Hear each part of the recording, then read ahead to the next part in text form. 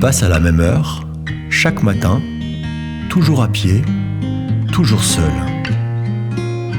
Ce n'est pas qu'il soit invisible, c'est juste qu'il ne cherche pas à se faire voir. Il est là, et ça suffit. Il connaît les boîtes aux lettres mieux que les visages.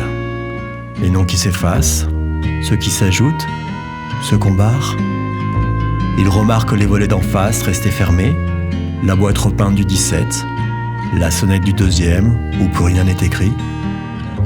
Il ne commande jamais, mais il sait. Ce matin-là, il trouve une enveloppe sans timbre. Juste un prénom, écrit à la main. Une écriture un peu penchée. Il la regarde longuement, quelque chose l'intrigue. Il la glisse dans sa poche et continue sa tournée. Rien ne presse, tout est important. Il croise Madame K.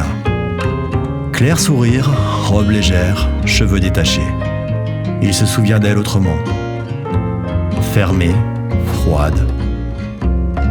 Il lui rend son sourire, elle hoche la tête. Rien de plus, mais c'est beaucoup. Plus loin, Mila court vers lui. « Tu crois qu'elle va me répondre, ma copine de Paris ? J'ai mis un autocollant pour que ça lui donne envie. » Il prend la lettre, avec douceur. Il sait que certaines réponses prennent leur temps. Sur un banc, il aperçoit le garçon aux cheveux bleus. Rien dans les mains, les yeux cernés. Le facteur s'arrête, sort un petit paquet de sa poche, le pose près de lui, sans un mot, puis repart. Le garçon ne le regarde pas, mais ses doigts bougent.